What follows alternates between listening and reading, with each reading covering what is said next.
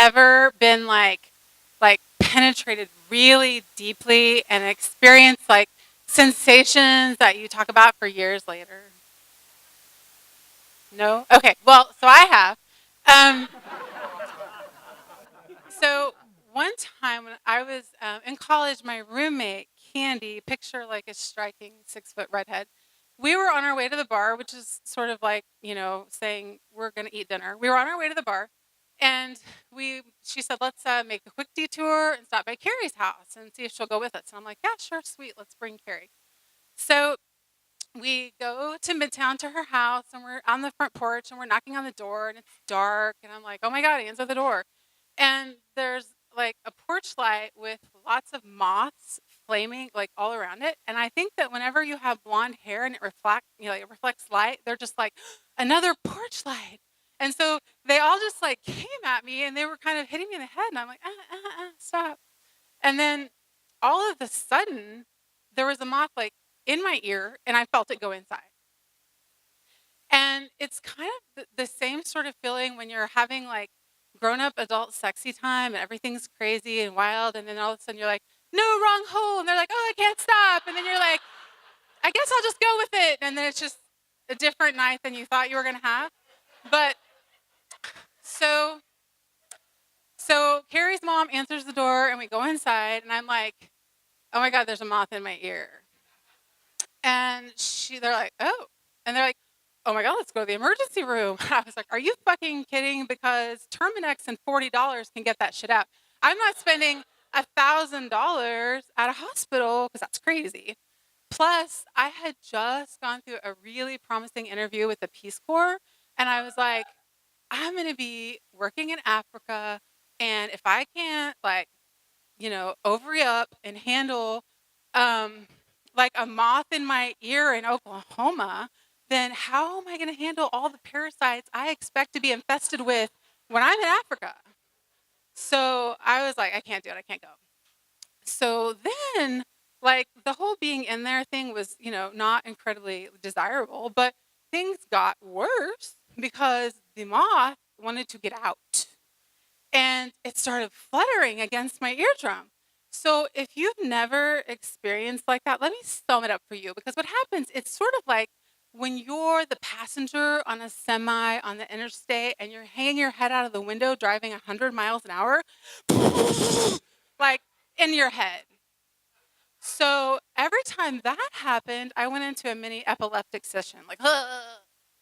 And then my friends were like, oh God. And I'm like, I know, I'm sorry. And so that just kept happening and kept happening. So then they were like, let's flush it out. And I'm like, okay. So then I'm in the fetal position on the floor while they're pouring water in my ear. And I'm again convulsing. And this time I've picked a mantra. I'm like, Peace Corps training, Peace Corps training, Peace Corps training. Like I can do this. So the water thing didn't work. It was still in there and still doing this. And so then someone came up with the idea of like hydrogen peroxide. We'll pour that in there. So then they poured hydrogen peroxide in my ear, which, FYI, pisses off moths. And so then it was like really flapping. And I'm like, not working, not working. So then I was like, it started to hurt because an active moth and an eardrum, bad combo. So it was starting to feel uncomfortable. And I was like, well, when I was a little girl and I was at the pool and I got water in my ear and it started to hurt, my mom would put sweet oil in it. And I'm like, I don't know what it is, but that's what she did. And so they were like, I don't have any sweet oil, but I have olive oil. And so somebody went in the kitchen and got the olive oil. And so there I am in the fetal position and they're pouring olive oil in my ear. And then like sweet baby Jesus delivered a miracle because 30 seconds later, the fluttering had stopped. And, I feel a little murderous because I'm kind of an empathetic person toward animals, but we totally smothered it to death. Olive oil cut off the oxygen. So I no longer felt like cocktails at the Buccaneer. And I went back home to my house and then I was gripped with fear that like, what if it was like mildly unconscious and it like crawled out or I don't know, did something else weird or if it came out and I didn't know it came out. So then I was sleeping with my pillow smashed against my face, terrified that something might happen I didn't know about. So like all night long, I'm like, And then the next morning, I got up and I called my family doctor, who I've known since I was born and who refers to everyone in our family as Poopy Donkus. And I said, okay, I need an appointment. I have a moth in my ear. So they got me in at 10 a.m. and I jumped up and I ran to the doctor. And then I go in the waiting room and I'm like, hey, I'm here. I have a 10 o'clock. And they're like, we don't have you down. And I was like, I totally called like an hour ago. I have a moth in my ear. And they just looked at each other and they started laughing. They were like, we thought that was a prank phone call. We we didn't even make the appointment. I'm so sorry. And I'm like, fucking make the appointment. There's a moth. And so I went back and I saw the doctor and I was like, hey, there's a moth in my ear. And that's weird that you can say that many times in 24 hours, but you can't. So I'm like, there's a moth in my ear. And he looks in with his ear scope and he's like, I don't see anything. And I'm like, look again. There's a moth in my ear. And he looks at it, I really don't see anything. And I was like, oh, for the love of God, I swear to you, there is a moth in there.